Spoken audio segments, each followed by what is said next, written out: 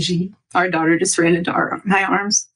And I talked to her and she said, Mommy, I missed you. I said, I missed you too, baby. She goes, where's Daddy? What do you tell a 3-year-old? She's 3. Bonjour à tous, Pascal de la chaîne Juristique.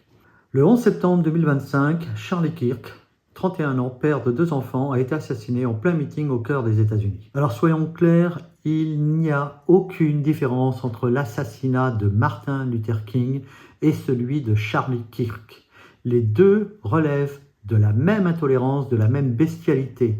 On devrait tous pouvoir échanger des idées sans risquer de recevoir à tout moment 20 grammes de plomb dans la tête. La police a retrouvé l'assassin présumé, il s'appelle Tiller Robinson et terminera sa vie au mieux en prison à regretter son acte.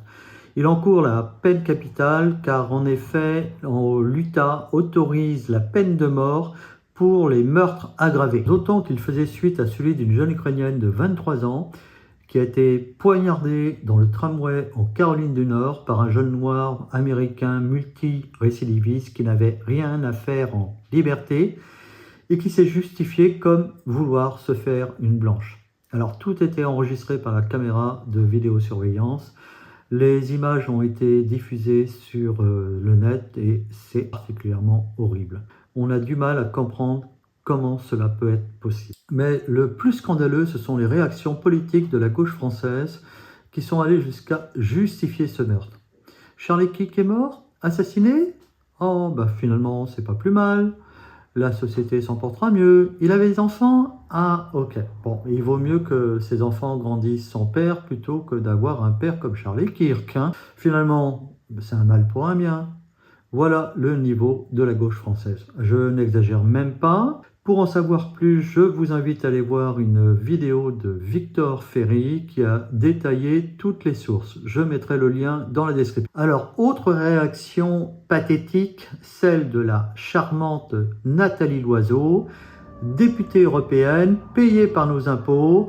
En effet, Nathalie Loiseau ne trouve rien de mieux que d'insulter le mort en le qualifiant d'homophobe, d'antisémite, d'esclavagiste, de raciste.